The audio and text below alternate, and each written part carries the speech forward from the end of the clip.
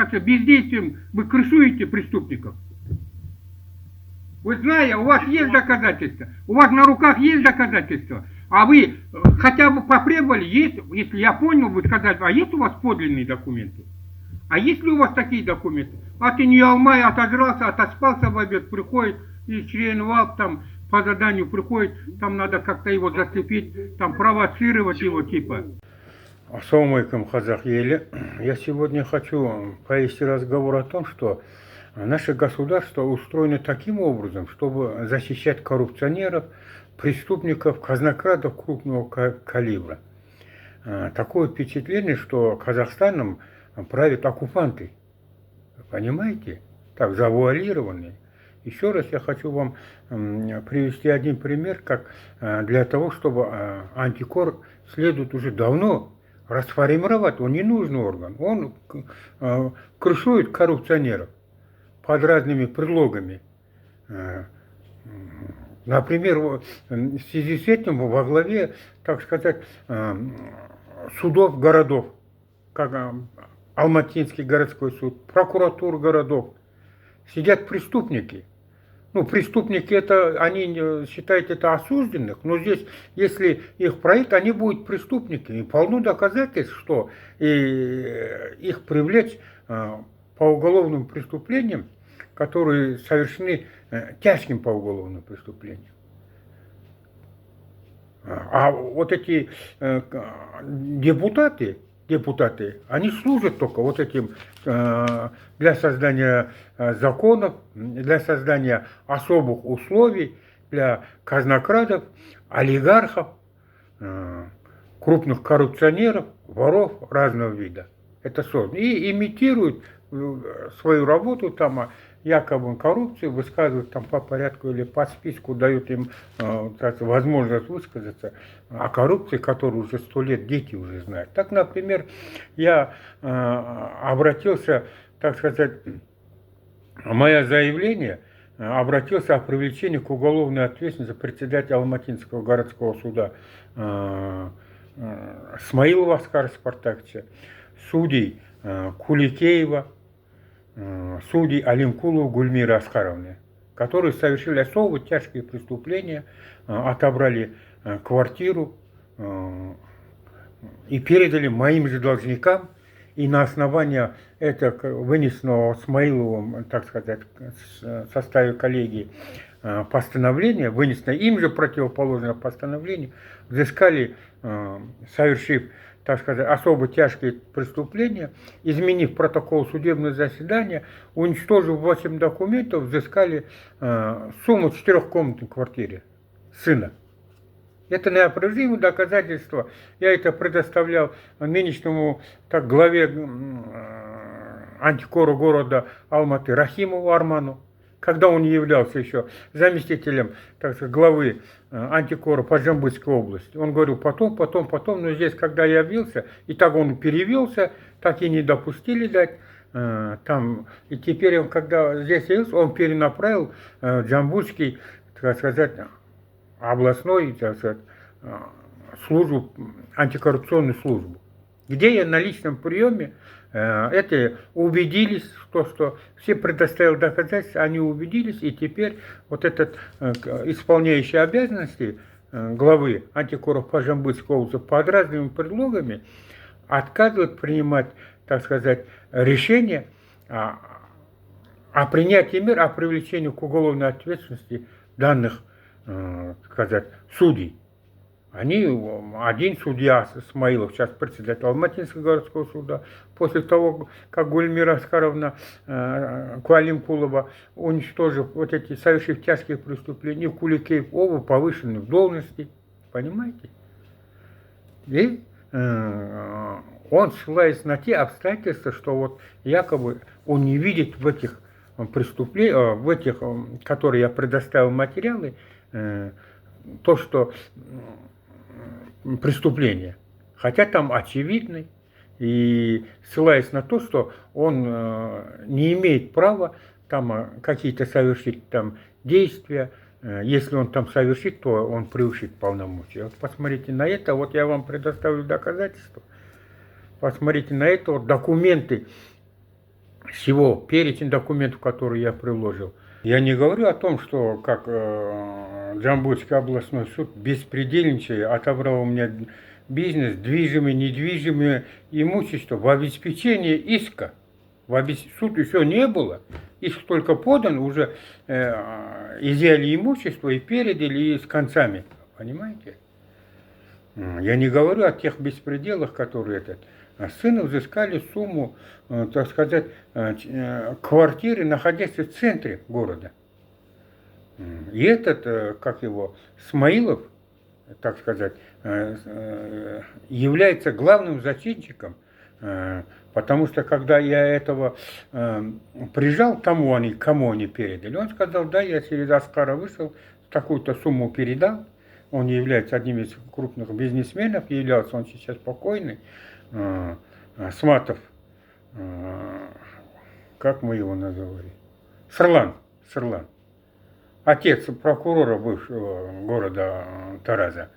Он сказал, при одном свидетеле, который работает в судебном суде, да, я, он говорит, передал, они сделали. Это вопиющийся факт.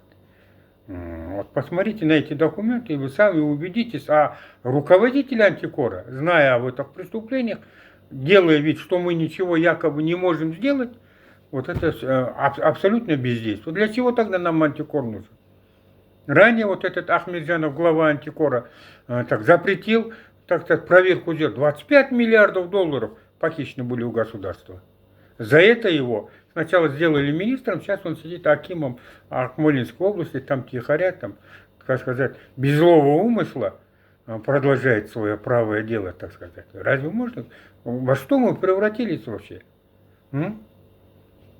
Посмотрите вот на эти доказательства, как изначально квартира была на праве Майса суд, вот все эти доказательства приобщил, и вот дальше смотрите. Обращаюсь, так сказать, обратите внимание председателя Верховного суда, глава антикора Республики Казахстан, генеральный прокурор, другие юристы, адвокаты на те обстоятельства, которые антикор, по моему мнению, крышует властью в целом, председатель Алматинского городского суда, судью Смаилова, судьи Алимкула, Куликеев, совершить особо тяжкие преступления. Зайду наперед, то я 15 ноября 2024 года на личном приеме обратился к руководителю антикоррупционной службы по городу Алматы Рахимову на действие привлечь к уголовной ответственности, принять меры о привлечении к уголовной ответственности председателя Алматинского городского суда Смаилова, судьи Куликеева, Алимкулова. Ранее они работали, так сказать, в Джамбульском областном суде. Приобщил туда вот эти доказательства, все документы неопровержимые, вот эти 9 документов. Приобщил. Ранее этот Рахимов, являясь, так сказать, заместителем руководителя главы антикора по Джамбульской области, несколько лет назад, он ознакомился с этим документом, потом он говорил, отложите, потом придите, и сам перевелся, и они не допускали эти документы. Когда он здесь уже работал, я ему предоставил, ссылаясь на то, что он здесь председатель Алматинского городского суда работает. Вот это примите меры. Он объяснил, что действительно, да, здесь видно все, очевидно по этим документам, но я не имею права, я его направлю в антикоррупционную службу по Джамбульской области. И вот это направили, эти документы, и согласно этих документов, я вам хочу сказать, что в счет частичного погашения долга, в счет только частичного погашения долга, от моих должников, Сматов, так сказать, Сырлан, потом там другие бизнесмены, он сейчас владелец железобетонных изделий завода был, была передана квартира мне, в счет частичного погашения долга, находясь в центре города Тарас, по улице Абая, 4-комнатная, улучшенные планировки на 2-м этаже в кирпичном доме. И тут, когда об установленном законном порядке, я его зарегистрировал 21 февраля 2002 года. И в 2004 году, когда начали квартиры, если помните, дорожать, они обратились в суд, чтобы, сказать, вернуть квартиру. Хотя на тот момент они деньги не вернули еще, те оставшиеся долги. И суд, решением суда первой инстанции признали собственником меня, очевидно. Потом она же тут же судья Азбекова отменила свое решение, выносит новое решение в их пользу. Апелляционный проходит, надзорный проходит, Генеральная прокуратура, тогда Генеральная прокуратура достойная была. Она выносит протест, и по протесту Генеральной прокуратуры постановлением надзорной коллегии Джамбыльского областного суда в составе судьи, так сказать, Йова председателя, сказать, Тасыбековой и, как его, Смаилова выносит постановление, по сути, которым он укажет, что квартира зарегистрирована на праве собственности за Садыком в установленном законном порядке, никто не вправе без решения суда отменить, собственник Садыков является. Дело направляется на новое рассмотрение в Тарасский городской суд. Тарасским городским судом от 9 декабря 2005 года судья Абдыкулов устанавливает факт права собственности квартиры за мной, указывая, что незаконно было, помимо воли собственника, отчуждена квартира. Все регистрации по отчуждению квартиры фиктивно, они были отменены. И договор с банком о взятии кредита тоже был отменен. И собственника признали меня. Я иду с этим решением, который вступил в законную силу, РГП-центр по недвижимости. Тогда там свирепствовала Нагима такая, Ахимбекова. Она отказывает принимать. Тогда, если вы помните, квартиры дорожали каждый день, там, вы понимаете, деньги, какие обороты, чтобы без очереди быстрее зарегистрировали квартиру. И она отказала в регистрации, указывая на то, что в решении Тарасского городского суда не указано, обязательно РГП-центр зарегистрирует квартиру за Садыком, то есть за мной. Я вновь обращаюсь в ВИС. Уже другое дело. Обязательно РГП-центр зарегистрировать квартиру за мной, так как вот решением приложить эти документы. Суд первой инстанции отказывает мне, указывая на то обстоятельство, что квартира с 2002 года зарегистрирована на праве вашей собственности. Никто эту регистрацию не отменял, и РГП-центр обязан и так зарегистрировать квартиру. Я обжаловал это решение, суд апелляционной инстанции удовлетворил мою требование, обязал РГП-центр зарегистрировать квартиру за собой, то есть за мной. Я зарегистрировал квартиру за собой, и через некоторое время зарегистрировал квартиру за собой и, так сказать, договором дарения передал его сыну. И что здесь происходит? Они обращаются, мои должники, так сказать, оппоненты, кассационную коллегию Жамбыльского областного суда, где Смаилов Оскар Спартакович в составе Йова того же и Садыгулова выносит вот этот Смаилов прямо противоположное ранее ими же вынесенному решение. Если постановлением от 23 августа 2005 года собственником признают меня, а здесь от 23 августа 2005 года собственником признают моих оппонентов. Понимаете? Хотя таких требований по данному делу они даже не ставили. Вот где еще делать. И таким образом Смаилов отобрал у меня квартиру средь бела дня наглым образом, тем более они, мои должники, зная об этом, и не возвратили еще ни тина. Теперь на основании постановления этого от 10 августа 2006 года суд номер 2 города Тарас признал сделку, заключенную между мной и моим сыном, договор дарения, недействительным, так как на момент я не имел права его отчуждать. Что делает судья Алимкулова? Судья Алимкулова, Гульмира Аскаровна, изменив протокол судебного заседания, уничтожив наших 8 доказательств документов, это все было предоставлено, вот, заявление на имя Антикора, который рассматривал Жамбыльский областной суд, изменив протокол судебного заседания, в первом фактическом протоколе судебного заседания, там после чего я, говорит, удостоверила договор купли-продажи. После я сама удостоверила этот договор. Этот договор. Вот ее подпись стоит где-то там.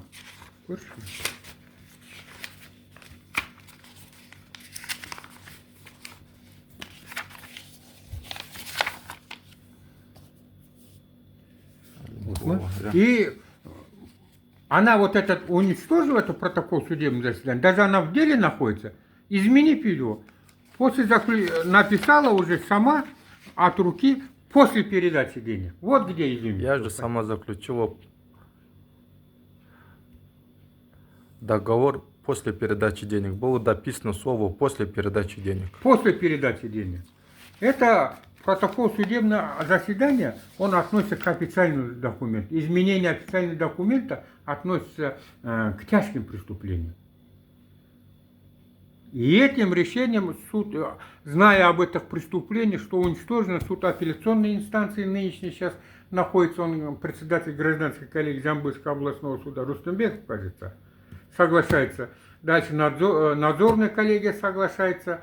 В Верховном суде отменяет это решение, дело направляет на новое рассмотрение, так сказать, и при новом рассмотрении судья Куликеев, совершив то же преступление, изменив протокол судебного заседания, также уничтожив 8 документов, взыскал сыну ту же сумму. Эту судью Алимкулову повысили там председателем, так сказать, города Каратауского городского суда и, так сказать, Таласского района суда объединенных повысили. Это перевели в областной суд Куликеева.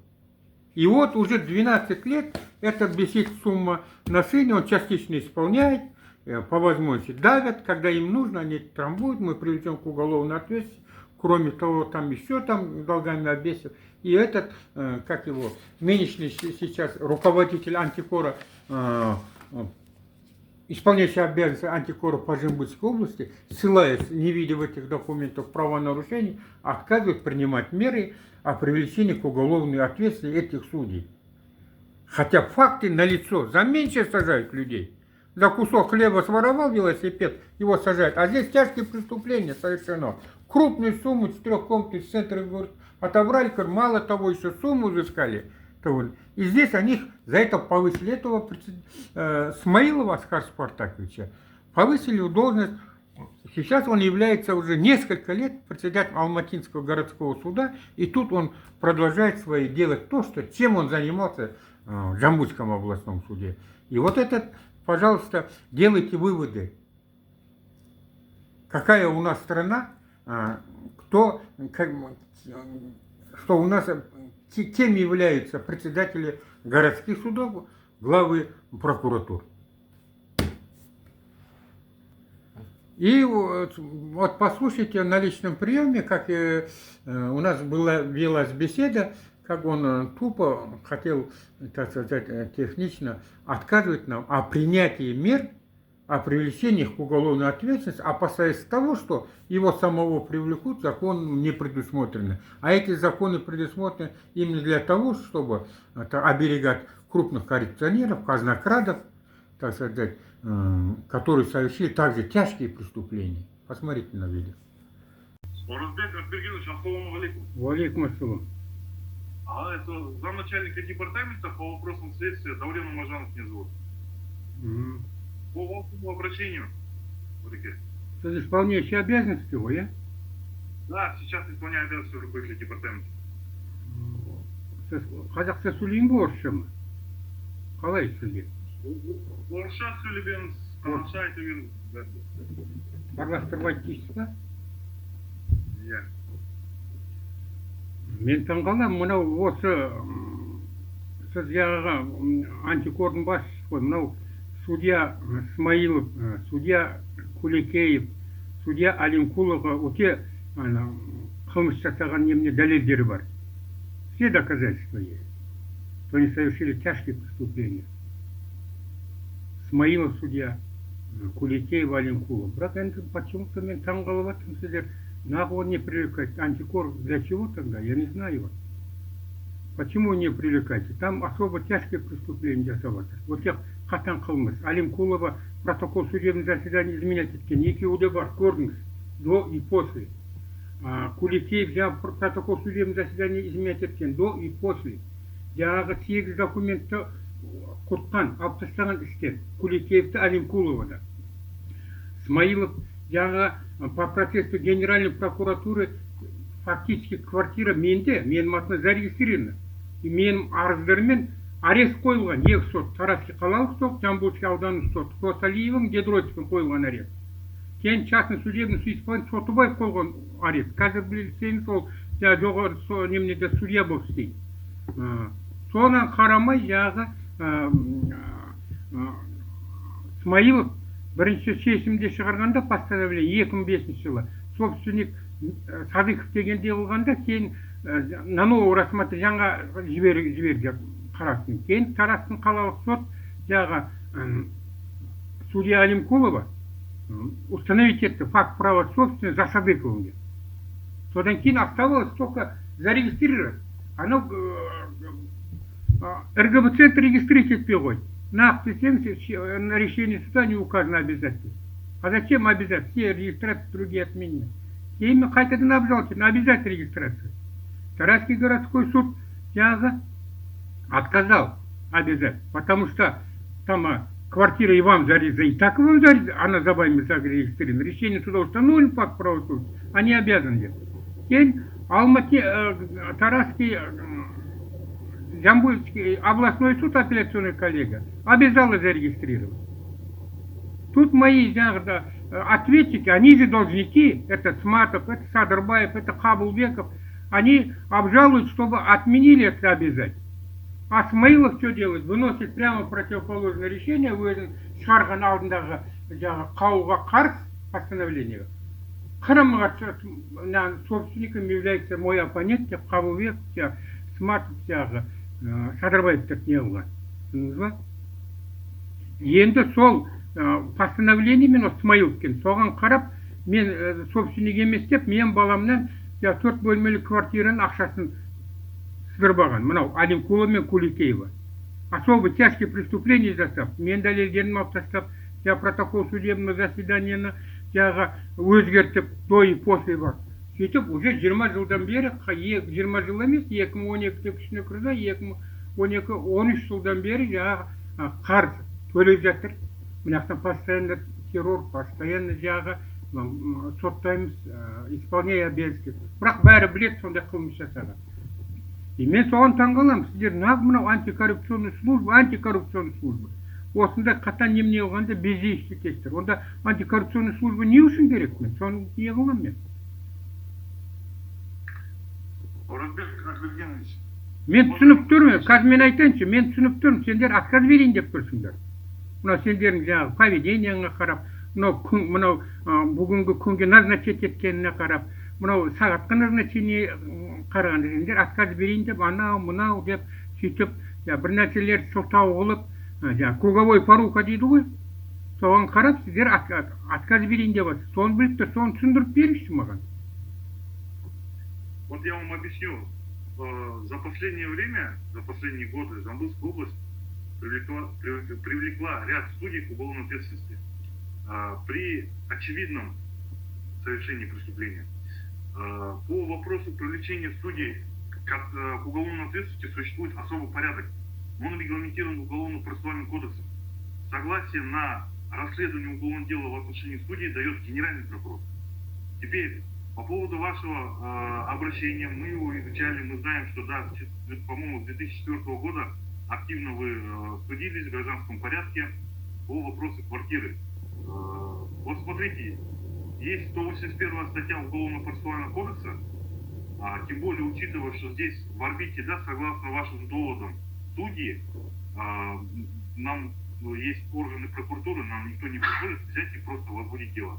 Для этого для проверки доводов мы куируем, да, то есть регистрируем в книге учета информации, то есть придаем криминальный облик вашему заявлению, говорим, да, человек говорит о совершении преступления, но потом мы направляем уполномоченному органу, которому может более детально уже, допустим, если это в сфере образования, мы отправляем на условные действия школы, мы отправляем в управление образования, чтобы они посмотрели. Здесь мы отправили в отдел внутренней безопасности Верховного суда. Мы по-другому поступить не могли. И мы обязаны исходить из ответа. Мы здесь тоже, я понимаю, конечно, ваши возмущения, недоумевания, но мы здесь тоже ограничены, есть закон.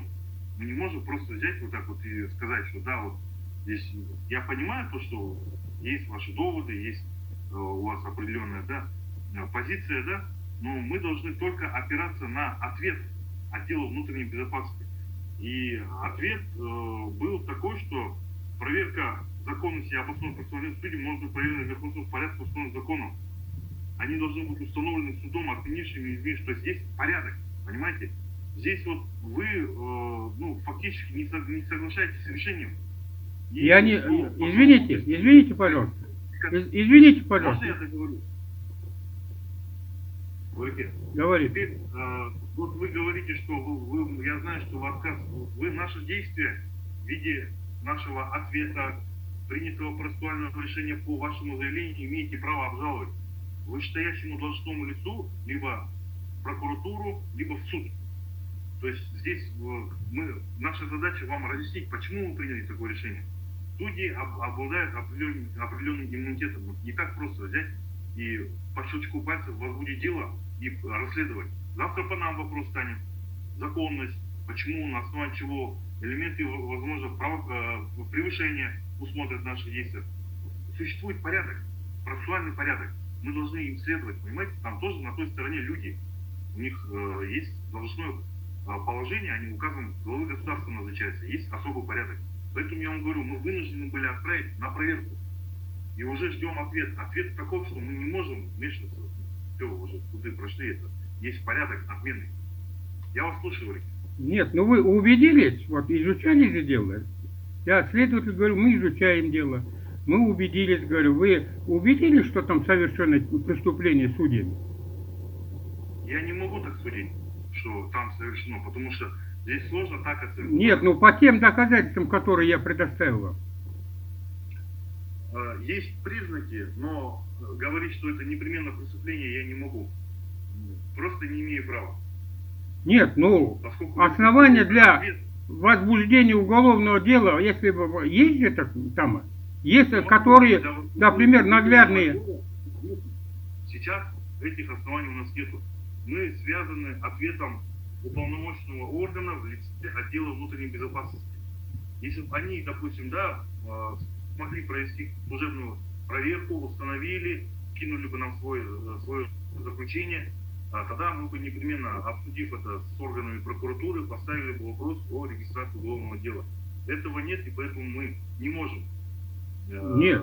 регистрировать уголовное дело. Можно. Тогда для чего вы существуете? Для чего? Только обдирать вот этих бизнесменов, обдирать там каких-то других мелочь, что ли? Для чего существует, если вы... Говорите, можете уточнить, о чем вы говорите? О чем? Ну для чего? Надо распиромировать вас, если вы... Это правоохранительный орган, непосредственно подотчетный президенту. Согласно положению, в его обязанности входит предупреждение, раскрытие, расследование уголовных дел о коррупции. Нет. Мы руководствуемся уголовно-процессуальным и уголовным Там, законодательством. подождите минутку, можно, да, минутку, подождите. Там явно коррупционные преступления. Квартиру отобрали наглым образом. А? Это по вашим доводам. Это по вашим Я по доводам. материалам говорю. Ну, я не вижу оснований сейчас регистрировать, поскольку я вам объяснил, у нас нет ответа уполномоченного органа, Нет. на основании которого Ну, опираться. в Верховном суде, знаете, бардак, люди сжигают себя, они круговая порука. Вы, прокуратура, генеральный прокурор, антикор, суд, вы, получается, круговая порука, вы охраняете этот,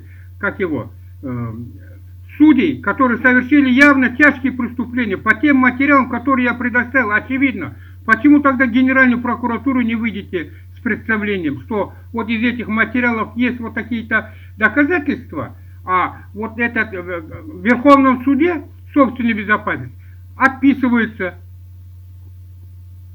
Что за представление? Нет никакого представления на данном этапе рассмотрения вашего заявления. Нет никакого порядка, чтобы мы направили представление.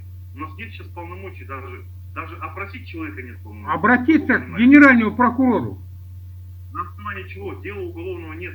Оснований для регистрации уголовного дела нет. На основании чего мы должны... Как оснований нету? Как основания? Там доказательства же. Вы видели? Там же полно доказательств. Говорите, я вам уже объяснил. Вы сейчас просто не соглашаетесь с моим мыслью. Вы имеете право обжаловать. Чтобы не было у вас такого мнения, что все, круговая порука, вы всех в заговоре подозреваете. Да, ну как я подозреваю? Это очевидно же. По тем материалам, которые я вам предоставил, там оснований больше, чем достаточно. Подождите минутку, подождите. Там есть два определения протокола судебного заседания, где судья до изменения указывает одно, и после изменения. Есть такое? Есть. Это уже тяжкое преступление. Изменение протокола судебного заседания – это официальный документ, относится к тяжкому преступлению. Есть доказательства об уничтоженных этих, есть определения, которые уничтожили, протоколу судебного заседания. Они уничтожены. И вы мне говорите, что нету всего. Это же явно вы покровительствуете этим судьям. Я вам откровенно говорю, можете подать на меня в суд, почему-то я в Facebook, YouTube, везде это пишу, что совершено преступление, а они не говорят, потому что доказательства у меня есть. Почему доказательств нет? Вы сидите там, обжираетесь, жируете на государственных харчах и бездействуете. Круговая порука у вас, вы понимаете? Тогда расформируйте, зачем вы нам нужны, если по особо тяжким. Этот сам Рахимов, когда работал, подождите минутку, Рахимов, когда работал заместителем агентства Республики Казахстан по Джамбульской области, он договорил, явно коррупционные преступления есть, здесь больше, чем достаточно. И здесь он, когда к нему я поднес, он сейчас руководитель антикора города Алматы, и он здесь увидел. Но мы сейчас, говорит, не можем его, потому что по территории Джамбульская область должна. И сам он отфутболил, хотя он, вы понимаете, а теперь вы отфутболиваете. Почему тогда протестом не выходите к руководителю, своему руководителю антикора в Астану? Почему не ходите на имя председателя Верховного суда с письмом? А вы сидите, как я подозреваю, вы крышуете Исмаилова, Куликеева и Алимкулова. И ваша вся обязанность состоит в этом. Потому что там неопровержимые доказательства есть. На данном этапе мы рассматриваем ваше заявление, именно зарегистрировав его в книге учета заявления. У нас нет зарегистрированного уголовного дела, поскольку мы ваше заявление направили в уполномоченный орган, и уполномоченный орган дал нам соответствующий ответ, на основании которого нет оснований для регистрации по вашему заявлению уголовного дела. Нет, на основании которой, конечно, они заинтересованы. Если вы кого-то убили, и я вам направлю заявление на ваше рассмотрение, ваш брат или кто скажет, что вот он убил. А? Вас послушают все в говоре. Астана, Верховный суд, здесь высшие судьи, которые сейчас кто-то в Алмате работает. И существует процедура. Мы должны следовать процедуре. Понимаете, есть же свод правил, законов, которым мы все должны следовать. Я не могу сейчас, даже вот насколько бы вы вот так вот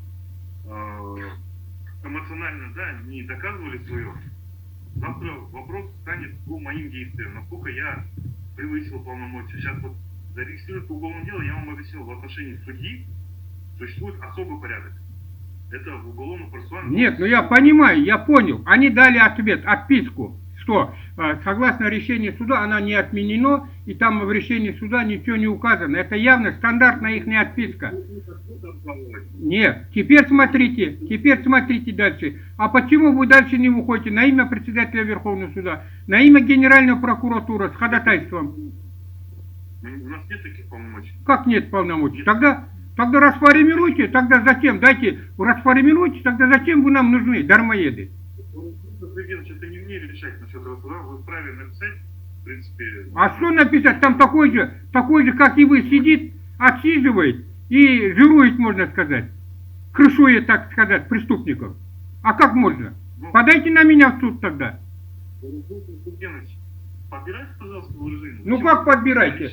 Не, ну как подбирайте? Как подбирать? Меня здесь 20 лет трамбует, сына 20 лет трамбует, а ты сидишь там на кресле и там говоришь, там, имея на руках все доказательства, вот я не имею права, вот я не имею права. Вот это все слова я знаю, у вас записывается, давайте, подайте на меня судить, там разберемся, я предоставлю свои доказательства.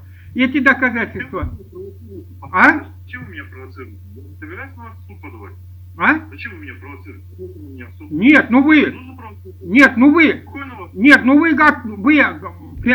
прямым словами вы, как сказать, грубо сказать, отпиской заняться хотите. Также вы, зная, что имея на руках доказательства, а доказательства нормально там, покажите вот эти доказательства. Есть, нет, подождите минутку. Вы признаете, что есть два протокола судебного заседания, что одно до измененное и после измененное. Это особо тяжкое преступление. Обжалуйте наши действия. Еще раз говорю. Ну, конечно, там такой же, как и ты, сидит, мордоворот, потом также отпишется. Обжалуйте мои действия, бездельник. А что, нет, что ли? А что, нет, что ли?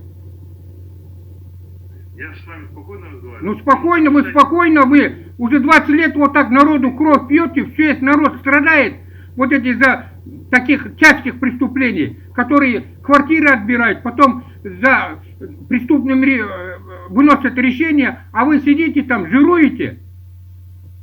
Жируете там. А как? Нет, что ли? Вы зарплату зря получаете. Что вы сделали? Есть на руках у вас полное доказательство, которые я предоставил вам. Судья выносит с моего прямо противоположное своему решению решение, что собственником сначала признает меня, а потом признает моих должников. Вы меня не слышите и просто не соглашаясь, вы сейчас перешли на оскорбление. Давайте, а как мне-то? Вы выводите так? Вы доводите, вы специально делаете это. Вы понимаете? Вам дали задачу, организуй там личный прием и выводи его, чтобы как-то его подтянуть, привлечь, а потом мы с ним по-другому будем говорить. Типа, вот же ваши деяния какие. Вы же там не ловите преступников, не ловите кто коррупционеров, казнокрадов. Я предоставлял доказательства. А вы вот такими отписками занимаетесь и сидите там в кресле и жируете. Тогда подайте это, чтобы изменили закон. Депутаты же, у вас же под руками, они же для вас и созданы, чтобы они на вас работали. А как вот тогда, антикоррупционный? А? У вас есть еще вопросы? У меня вопросы есть. Почему вы с представлением не уходите к Генеральному прокурору и Верховный суд, и своему руководству? Как быть? Какому руководству и что за представление? Представление о том, что согласно вот этих материалов усматриваются преступления такие-то, усматриваются такие-то, согласно материалам. Однако здесь отпиской занялся Верховный суд внутренней безопасности, Верховному суду, Генеральному прокурору. А почему вы не уходите? Ну, потому что нет такого порядка. Как, какого порядка нет? Почему мы должны выражать недоверие ответу отдела внутренней безопасности? Ну как, материалы у вас же есть? У вас же есть мои доказательства. Почему мы должны? Мы не можем им выразить недоверие, потому что нет, это просто ваше несогласие с ответом. Нет, не согласие. Я вам предоставил документы, судебные документы. Там стоят печати, есть подлинные документы. Есть гражданское дело, пронумеровано, пропечатано, и там все судьи подписи стоят. Вы понимаете? Напишите письменно, чтобы нам обратитесь, чтобы направить такое заявление, мы вам ответ дадим.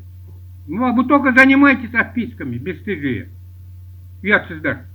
Только жируете там. Вы давно, вы лишний орган там. Вы занимаетесь кого, чем? Вы занимаетесь только вот таким, так сказать, бездействием, вы крышуете преступников. Вы знаете, у вас есть доказательства, у вас на руках есть доказательства, а вы хотя бы потребовали, есть, если я понял, вы сказали, а есть у вас подлинные документы? А есть ли у вас такие документы? А ты не алмай, отожрался, отоспался в обед, приходит и членовал там по заданию приходит, там надо как-то его зацепить, там провоцировать его типа. До свидания. Воробей Аркадьевич, всего доброго, до свидания. Если вопросов больше нет, всего доброго. Вопросы есть.